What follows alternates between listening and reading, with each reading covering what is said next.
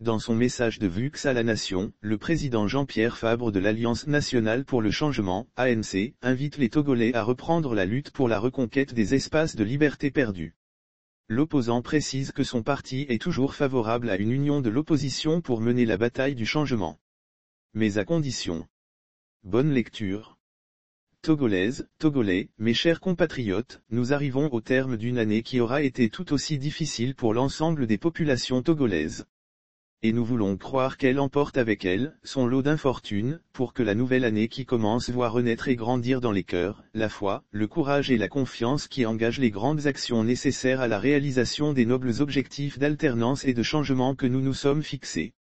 À la veille de la nouvelle année 2022, nous voudrions donc, dans une communion de prières exceptionnelles avec chacun de vous, implorer l'Éternel, Dieu Tout-Puissant pour qu'il accorde intelligence et discernement, santé et prospérité, à nos familles respectives, et pour que le Togo retrouve la voie de la vérité, celle qui mène vers la liberté, la justice et l'indépendance.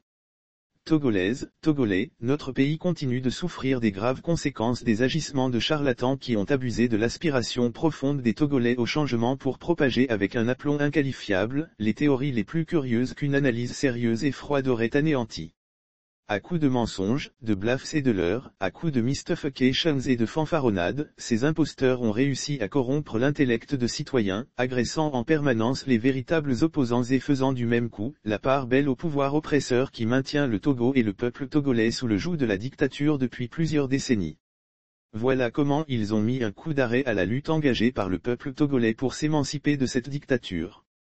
Le temps d'un battement de cils, ils ont ruiné avec une insoutenable légèreté, les sacrifices et les efforts consentis pendant des décennies.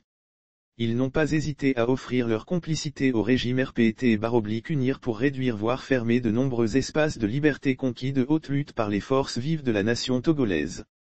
Sur le territoire national et au sein de la diaspora, ils continuent d'affabuler et de forger des mensonges odieux qu'ils propagent allègrement et impunément pour entretenir ce coup d'arrêt.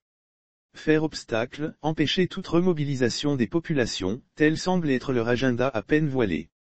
Mes chers compatriotes, nous devons nous remobiliser et nous engager de plus belle, pour continuer efficacement notre lutte commune pour l'alternance et le changement. Les récentes mascarades de la CNAP en révèlent l'absolue nécessité. Et j'ai la ferme conviction que les populations togolaises s'y préparent résolument, maintenant qu'elles ont compris, maintenant qu'elles ont les yeux dessillés. Oui, j'ai une totale confiance dans l'engagement et la détermination dont les vrais militants de l'opposition sont capables. À cet égard, je puis vous assurer que nous n'avons jamais cessé d'être mobilisés.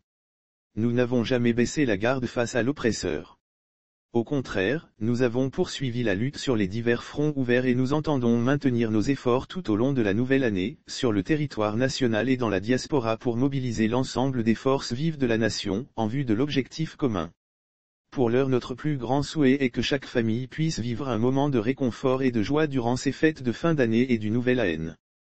Et ce, en dépit d'un environnement sociopolitique rendu difficile par la cherté de la vie, les menaces et les restrictions liées à la recrudescence de la propagation de la pandémie à la Covid-19, les abus d'autorité et de pouvoir avec les entorses flagrantes aux libertés et droits fondamentaux des citoyens, l'instrumentalisation de la justice et les dérives de la gouvernance. Nous ne pouvons nous empêcher d'avoir une pensée émue pour tous les camarades tombés durant notre lutte. Ils sont si nombreux. Tous sans exception sont si chers à nos cœurs. Et, comme vous, je sens en particulier le vide que nous laisse la disparition de collaborateurs si proches et quasi quotidiennement au travail avec et autour de moi. Je puis notamment citer Claude Mikem, Crosby Kist, Marcus Kodjo. Tous trois membres du Bureau national. Tous trois membres du comité exécutif. Tous trois membres du comité politique. Tous trois membres du comité de rédaction de l'ANC.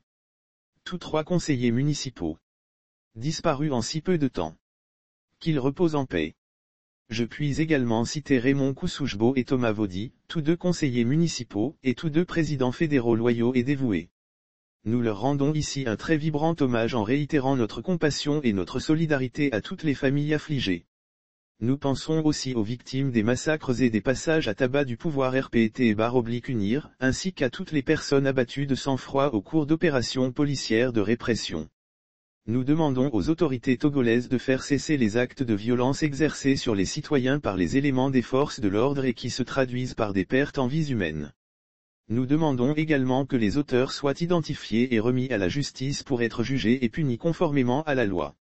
C'est le lieu de dénoncer et de condamner de nouveau et sans réserve l'instrumentalisation d'un état d'urgence sanitaire interminable qui permet au pouvoir d'entretenir un climat de violence et de terreur dans le pays, avec les graves atteintes aux droits et libertés publiques, la multiplication des arrestations arbitraires y compris de journalistes, les détentions sans jugement, l'interdiction des manifestations publiques pacifiques et les entraves au libre exercice des activités des partis politiques.